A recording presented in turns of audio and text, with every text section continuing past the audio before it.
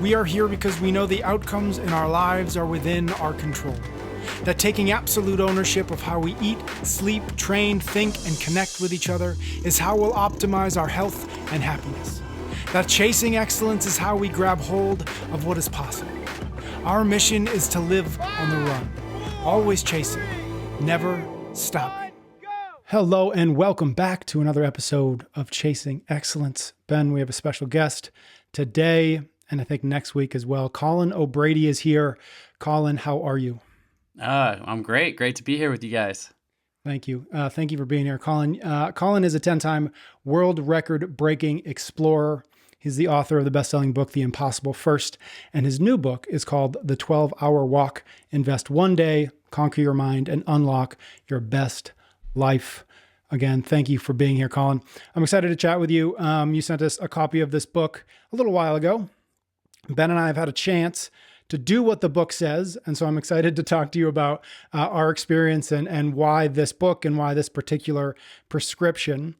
Before we get into that, though, I wanted to ask you kind of a big picture question, and it might seem like an obvious one, but you and I were emailing a little bit back and forth before recording here, and I couldn't help but notice that, and I just alluded to it, but in your email signature, you describe yourself as an explorer, which I think is just like this wonderful job title that nobody gets to have. And so I'd love to just talk to you about like, what does that, and it seems simple, but like, what does that mean, right? We live in a world that feels like everything's been explored. Like we feel that people have been everywhere. And so what does it mean in this time, in this age, to be an explorer? Yeah, no, I certainly think that exploration has, of course, shifted and evolved and will continue to shift and evolve as I guess we upload our brains into the metaverse soon and they can just explore that way. But certainly, I've done most of my adventuring or exploring, over the last decade, which is certainly far different than, Ernest Shackleton taking a boat and trying to see what's down in Antarctic waters and overwintering and, not returning home for several years and no one knows if he's alive or dead or, things like that of that nature, that sort of golden age of exploration. And of course, you can go back, hundreds of years before that, of course, to the Magellans and obviously controversially, Christopher Columbus and things of that nature where people were actually going to parts of the world where they literally didn't know where they were going to end up next. And so those days are long gone, of course, with satellite phones and satellite imagery and GPS and things like that. I have been fortunate enough to do a couple things that no one in history had previously accomplished in my exploration. The world's first solo, unsupported, and human-powered crossing of Antarctica back in 2018, and then followed that up by being part of a team that were the first people in history to row a boat across Drake Passage, so from the southern tip of South America to Antarctica. 40-foot waves, crazy ocean currents, icebergs, and whatnot. In a little rowboat. No one had completed that. But when I think about your question sort of a little bit zoomed out a little bit further is I think my deepest curiosity is exploring human potential and, pushing my own boundaries and my own limits and really finding, what I'm made of and really what the power of our minds and bodies and souls are. There's this new book, The 12-Hour Walk. I know we'll talk more about it, but really is an exploration or discovery through my own exploration in Antarctica, but really is a call to action for all of us to take a day, to tap into the power of our minds. Because what I've learned over and over again through my own personal exploration is not just me, but every single human, all of us. I believe we all have reservoirs of untapped potential. And most of that, I believe, starts with our minds. I love to say the most important muscle any of us has is the 6 inches between our ears. And so when I think about exploration more globally in my job title, so to speak, it's very easy. The guy who climbs the mountains and goes across the continents and rows the boats and the things like that. But at its core, that is all just an exploration that we're all on, which is an exploration of this thing we call life and our own human potential within the context of that. What's super interesting is I think that there's a lot of people that talk about human potential and they talk in an abstract way and like, where's the credibility for where they're coming from? Potentially, they've achieved a lot in business or, their greatness in athletics. I think that you've done this in a really unique and probably the most physically challenging way in terms of like exploring your own potential. And I'd love to get into some of because I think it's when you hear someone talk about this, it's easy to kind of brush past. And here's another talk about human potential. And here's another talk about tapping in. Here's another talk about how we limit ourselves. But when you start to understand the positions that you put yourself through, it really brings a lot of credibility to the messaging. And I'd love to kind of just walk through some of these, the 10 world records that you hold, because I think that it's fascinating. And to the point of like it being fascinating, your journey through Antarctica, I followed it live on Instagram when you were doing it. I can't remember how I got turned on to it, who sent it to me, but it was, I remember the way I remember is just a friend was like, you gotta check this, what's going on right now. It was I'm not a big fan of social media, but if there ever was a purpose for it, that was it. To be able to be like real time. And the one that got me was, this one night you're like, the wind is howling and you're by yourself and you've been on this journey for weeks, and at the point of exhaustion, negative X degrees, and you're trying to hold on to your tent. And if the tent blows away, which I don't think people realize, like if the tent blows away for most of us, we go to REI in our SUVs and we get another tent. Yeah. Your tent blows away, you die. Like it's literally it's that black and white. Like you can't chase the thing down. You die of exposure within hours. And when people talk about, I just love that, because it's like people talk about pressure. And pressure in most cases, I think, is manufactured and it's fake.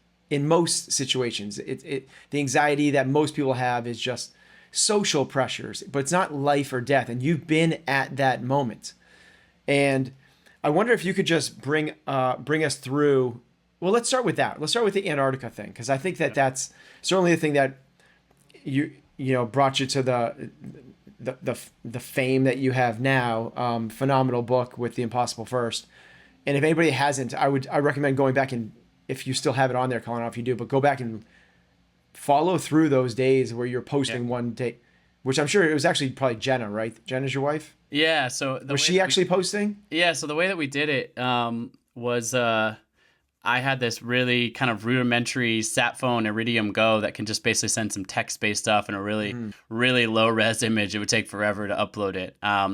But I would write the posts and send this grainy image. But of course, I wasn't actually connected to Instagram or the internet or anything like that. So she was then taking that and reposting it. She said she didn't change anything materially, but in my exhausted state, time again, you can believe it or not, I had probably some mispunctuation and some slurred words in there. So she maybe cleaned me up a sentence or two here and there. But yeah, I mean, it was my words written from there, sent out. But yeah, there's so much what you just said there, and certainly a lot we could talk about in terms of Antarctica. And I'm so glad that you followed along. I'm the same as you, which I use social media, but something that I've a necessary evil. But I love being able to share these expeditions with the world from these far off places. As I think there is some amazing things, as your first question states, is it's different living in these modern times, right? You're not Shackleton away for 3 years doing this, but I have an ability to pull people into parts of Antarctica or parts of this journey that they wouldn't normally see otherwise. I've done a bunch of nonprofit work. I've ultimately had over 1 million students enrolled in nonprofit programs around my expeditions. And to bring these, kids from all parts of the world, places, lower incomes, different just levels of economic prosperity and just levels of curiosity into these visceral environments is amazing use case for technology. So I do love it from that standpoint. In terms of what you're saying about Antarctica, you're absolutely right. So before Antarctica, I raced triathlon professionally for many years. And I remember making that transition into exploration at the levels that I have now done and noticing the difference. Like both are endurance sports, both are intense, both are high performance, trying to be the best in the world kind of stuff. But there were many times where I'd fly to the other side of the world for a World Cup, race against some of the best guys in the world in triathlon, and halfway through the bike or the run, it'd be a hot day, or I'd be having a bad day or something like that. And I just step off the race course. I would just DNF. I mean, I didn't do that a lot, but I certainly did. It's like kind of actually part of the sport where you just be like, yeah, I'm having a bad day. Live to fight another day tomorrow. I'm not going to bury my body right now. I'm going to step off the race car. I'm going to raise my hand and just be like, yeah, I'm done. You step out there in Antarctica by yourself, walking across a frozen continent. You're 30 some days in this expedition. You're in the middle of a whiteout storm with minus 40 degrees temperature, minus 70-degree wind chill. You don't get to just be like, yeah, you know what? Like, I'm good. Like, I'm out of here, right? My rescue protocol is there was, this company called ALE that runs some logistics down there that I did have some sat phone communication with, assuming my sat phone even worked, because sometimes it would run out of battery or be too cold to even operate. But assuming I could work it, I could get in touch with them. But they even told me before I left off, they're like, look, there's big parts of this continent where there's so many crevasses and sastrugi and big this that we couldn't land within 100 miles of you. So great, I'm in a bad situation. They land within 100 miles of me. It's going to take them 5 days to walk to wherever I am. They're going to find my body. They're not going to find, they're not going to find an alive, person. Not to mention in the middle of when something would go wrong, as you mentioned, in a storm where I'm setting up my tent with my frozen hands and exhausted state. You don't just call someone and be like, oh, hey, come pick me up. My tent blew away. It's like there's a whiteout going on in Antarctica. They're not even taking a plane off, let alone trying to land it somewhere in the middle of this continent, in the middle of this ice field, to pick me up. So there is a definite feeling of real aloneness that I don't think you can find in a lot of other places in the world, and certainly not in our day-to-day lives. And that definitely ratchets the stakes up. Now, I think that there's two ways to react to that. One is total and abject fear, right? And I am a human being. I had all sorts of fear out there. But that fear can either be debilitating or it can be almost meditative. And I leaned more into the meditative side of that, of just the stakes being so high made me so focused, just so dialed in on all the little things, realizing when I really look at that Antarctica project, I was out there alone for 54 days. My sled was 375 pounds when I started pulling it because I had no resupplies of food or fuel. That's what unsupported means. And I basically had to survive with just what I had there with me.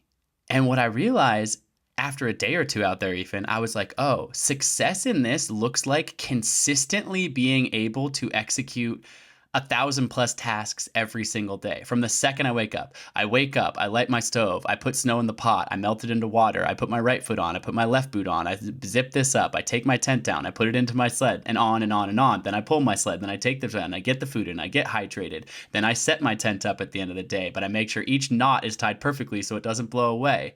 And you do that once with life and death stakes over a 17-hour day. It was 12 hours of pulling my sled, 5 hours of chores, cumulative on either side. And then you wake up on day 2 and go, can I do that again? And can I do that again? And can I do that again? And can I do that again?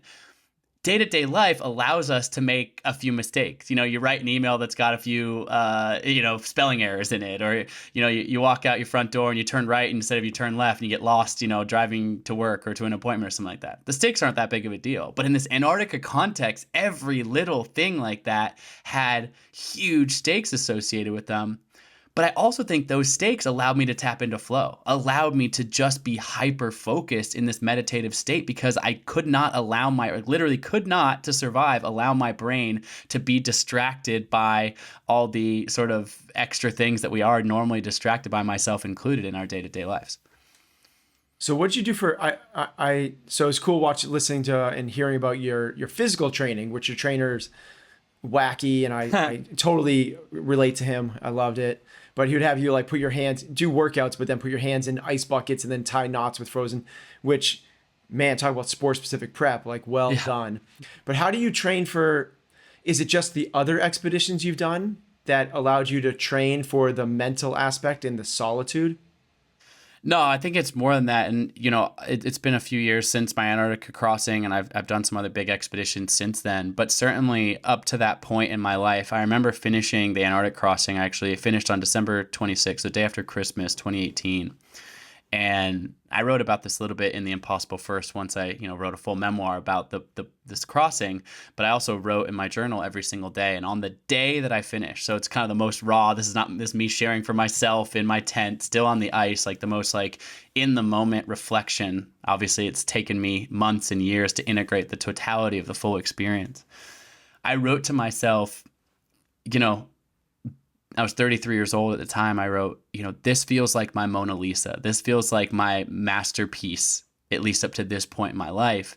And I went on further, not to say that I'm Da Vinci by any means, but just to say that this required every single part of my life before this for me to do this. So it wasn't just, oh, I got my body physically dialed and I pulled a sled across Antarctica. The solitude of 54 days, the intensity of the environment literally required me to draw on everything. And so I go, some people say, how long did you train for Antarctica? And it's easy to be like, well, I set the goal a year before that and I trained for that year and I did the prep and whatever. But the truth of the matter is, and even in my own honest journal, it was like, this was my life's work up to this point, meaning I swam for 4 hours a day, 6 days a week from the time I was 6 years old, basically. And it turns out that staring at the bottom of a black line on the bottom of a swimming pool, essentially in solitude, just because there's no sensory inputs, you can't. It's not like team sports where you're chatting with your buddy, throwing a ball around or something like that. Like that trained my mind up to a certain point. Then I got introduced to Vipassana meditation in 2010, long before I'd ever dreamed about going to Antarctica, and I ended up sitting these 10-day silent meditation retreats. Having never meditated a minute in my life, I went several times in 2011, 2012, 2017 to sit 10 days of silence.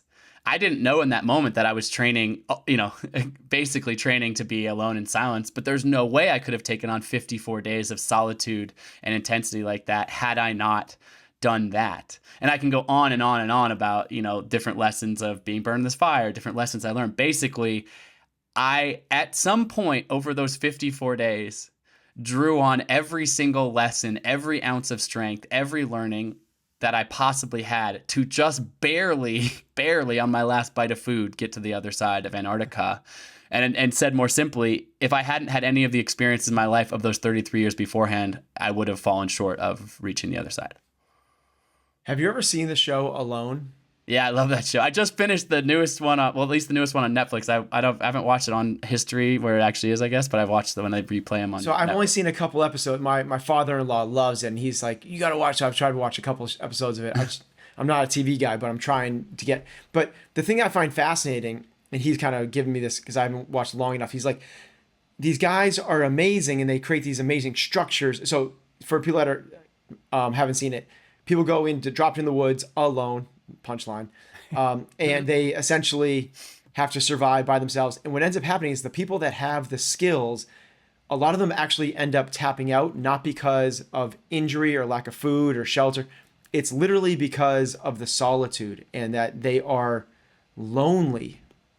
And it speaks to this, like you hear that the worst form of possible torture that you can experience as a human being has nothing to do with physical. It's the solitary confinement is the worst form of torture.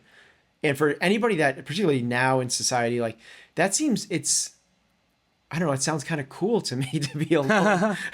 and I'm curious to hear your take on that aspect, because did you find that challenging? Was the communication you had with Jenna and the logistics support team enough to feel like you were connected, or did you find that as one of the massive challenges that you had to overcome in the Antarctica trip?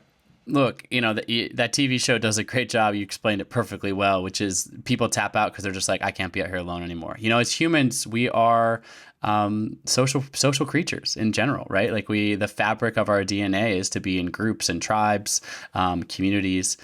And that's, I think, how most of us are wired. Even people that are more introverted are used to having, human contact with others, for sure.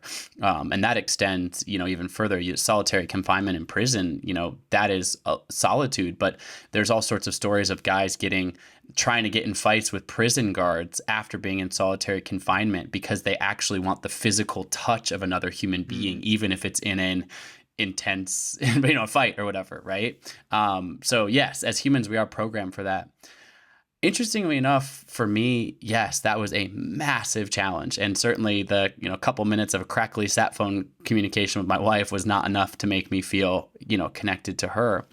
But what I will say, connected to her in the way that I would like to be on a day-to-day basis, what I will say is this: the solitude was challenging. In the end, it was also a beautiful gift. And certainly that's why I espouse this in the 12-hour walk, which is, I don't think we should all be alone all the time, but I do think that we should be alone some of the time to be able to tap into our own mindset, our own psyche, etc. I'm excited to talk to you guys about your experience with the 12-hour walk. But the other thing that happened to me was that I intentionally deleted almost all my music, almost all my podcasts, knowing that at the beginning of it, it would be really hard. Like, it'd be like, wait, why'd you delete your podcast? You'd be listening to a book on tape right now. You could be having, listen to your guys' voice, inspire me about some conversation you're having, right? Like, I had an iPhone with me. I could have just downloaded like gigs and gigs of that stuff. But what I thought was the most interesting thing, and we get back to your first question about exploration, was I wanted to explore my own psyche. And I thought, if I try to not distract myself, at first it will be hard. But my thesis was, will it also allow me to tap into flow and deeper places in my own mindset? And yes, in those first few days when I realized I deleted all my music and podcasts and I couldn't take back that decision, I was like, man, that was a stupid idea, man. You're an idiot. Like, it's really lonely. But by the end of that Antarctic crossing, I tapped into some of the deepest flow states of my entire life. The last couple of days, I ended up not even setting up my tent and pulling my sled for 33 hours straight, 77 miles straight on my last few bites of food. And when I look back on those 33 hours, they were some of the most blissful times of my entire life because I was so emotionally and spiritually tapped in. So much so, and this sounds a little bit silly, but I actually felt connected to my family, to my wife, to my community, to the nonprofit and the students that were following along my project, that I actually reached my hands out fully wide on the ice and started saying out loud, infinite love, infinite love, infinite love, because that's what I felt connected to. And some people would call that God or the universe or the spirit or whatever that is, but I felt connected deeply to purpose and fulfillment. And when I got back from the Antarctic crossing, the first thing, there was so much press and media that had kind of spun about around it. I was sort of not aware of that while I was out there on the ice. But I get back, and instead of flying home, Jenna tells me, actually, we're flying to New York City and you're going to be live on the Today Show, which is humbling and great. But I literally haven't spoken to anyone for however many months. The first thing I do is fly to Manhattan to be on live television. It's like somewhat, overwhelming. And that same day, a lot of friends in New York City, the same day, a bunch of friends invited me over to a friend's townhouse, and, close friends and friends of friends, about 100 people at this townhouse, just said, hey, would you mind telling us the story? And I'm 4 days off the ice. I mean, I literally have not gone home yet, haven't slept. I haven't really thought about this. I mean, I've thought about it, but I haven't been like, how do I tell this story, et cetera, right? It's just raw. And someone sitting in that room, do a little fireside chat, raises their hand and says, you must have been so lonely. Essentially the question you asked, right? You must have been so lonely out there. I thought about it and I said, you guys all live in New York City, right? And like, yeah, we live in New York City. I said, raise your hand in this room if you know the name of the person who you share a wall with in your apartment building. Nobody raises their hand. I say, raise your hand the last time when you were in an elevator, you looked somebody in the eye and introduced yourself, or on the subway. And someone goes, we're New Yorkers, man. We would never do that, right? And I said, here's the thing. Was I alone out there? Yes. Was I potentially the most isolated, solitary human being on the entire planet over the last 54 days? Yes. But I actually felt connected. I felt tapped in. However, I have spent a lot of my life in big cities like New York City, and I know that even if you're surrounded by 10 million people and you don't talk to anybody, you don't interact, you don't look anyone in the eyes, like, you can be lonely.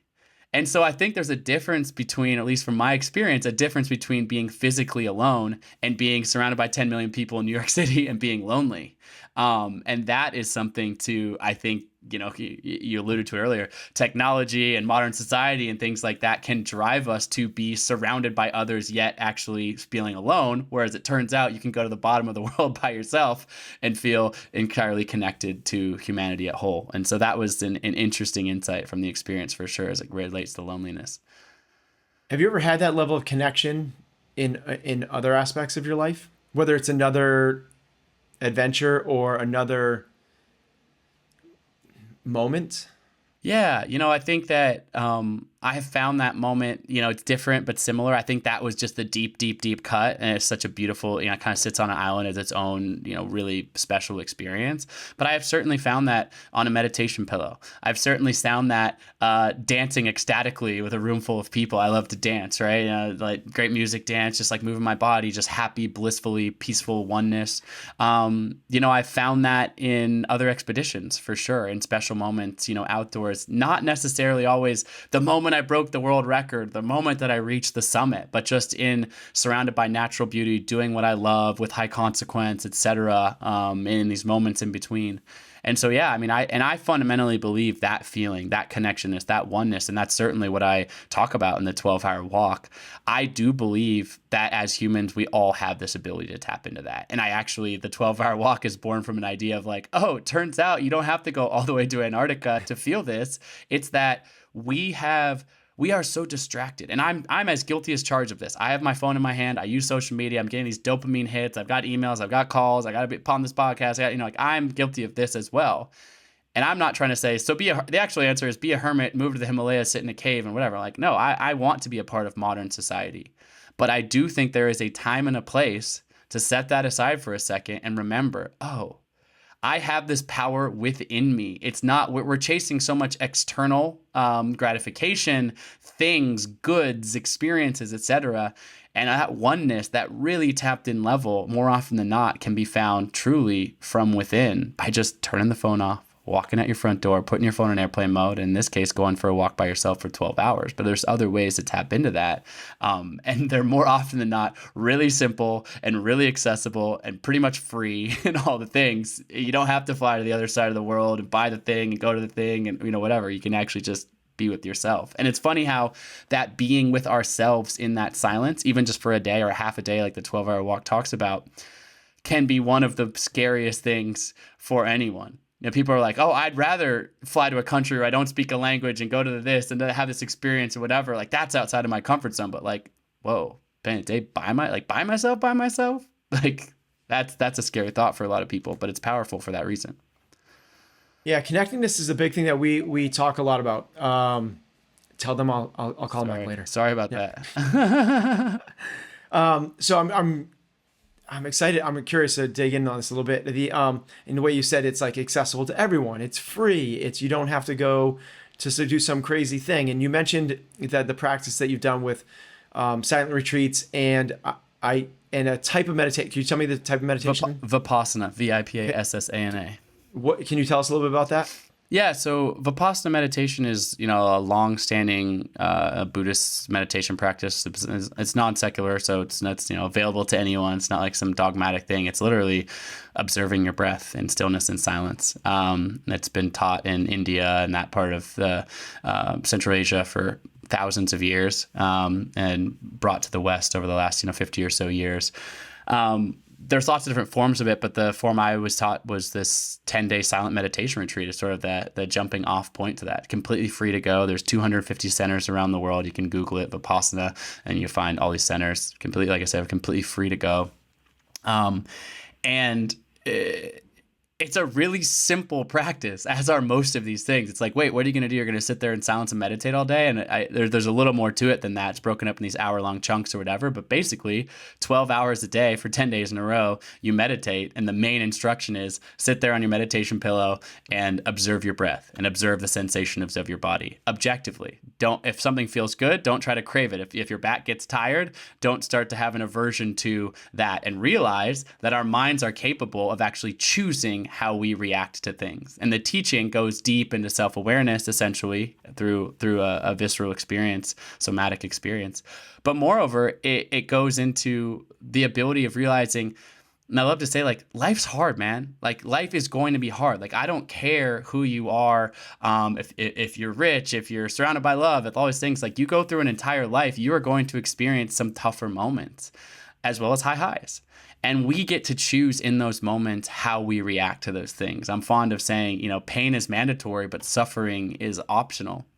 Another way I begin to think about, I started thinking about this after my Antarctica crossing, which is I've started to think about sort of an experience, any moment-to-moment experience in life on this scale of 1 to 10. 1 being our lowest low moments. There was moments where I was crying on the ice. There was moments I was afraid for my life. There was moments when I was starving and hungry, right? I've had many other 1s throughout my life.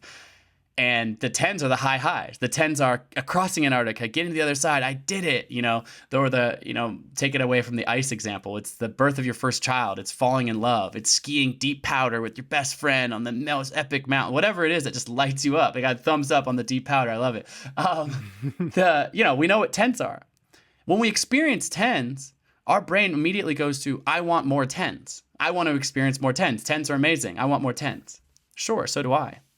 But when I think about 10s, I start to realize that most of the 10s that I've experienced in my life are not in spite of ones, but actually because of ones, because of my ability to accept that I might experience some ones sometime. Meaning I don't cross Antarctica and get to the other side without also being afraid and hungry and tired and all these things throughout that. That's what gives the one, or gives the 10. But unfortunately in our life, too commonly, we get stuck in what I call this zone of comfortable complacency, particularly in our modern society. Like I call it between the 4 and 6 range. And it's like, yeah, I go to this job. I don't love it. I don't hate it. It's just a job. It pays the bills, but I spend a lot of my time doing it. But it's just a 5 every day. It's 5, 5, 5, 5. Or you're in a relationship and it's not toxic. It's not like abusive or anything like that. But like you're kind of just cohabitating, coexisting with one another. There's not a lot of like passion, and just a 5 every single day. Now, I'm not saying there aren't some good days to have some 5s. I'm not saying only live in the extremes. But if you only live in that zone of comfortable complacency, always within your comfort zone, most people do that because they're so afraid of having any downside risk, any discomfort, any pain. But the second you hedge so hard against the 1s and the 2s, you take the 9s and the 10s off the table as well. And so when I inevitably find myself in situations that invite the 1s, or when I'm feeling a 1 moment, don't get me wrong, I'm struggling. I'm in pain. It sucks. I don't necessarily want to be there. But I have realized through Vipassana meditation, through my other expeditions and things like that, when I start to feel a 1, I actually can allow myself to smile deep down inside because I go, oh, I'm feeling a 1 right now. And you know what that means? This is opening up the door for me to experience a 10 on the other side of this. I'm gonna put a break here. Oh, I know. I'm sorry, Ben. Hold your question, Colin. We're gonna have you again. We're gonna have you back for a part 2. But I want to, and specifically, I want to start talking about the 12-hour walk, the book, and as well as Ben and I's experience on it. But thank you everybody out there for listening. Come on back next week for our continued conversation with Colin. Thank you for your ratings and your reviews. We'll be back, like I said, next week. You can get every episode of Chasing Excellence wherever you listen to your podcasts or on YouTube. Until next time, thank you for listening.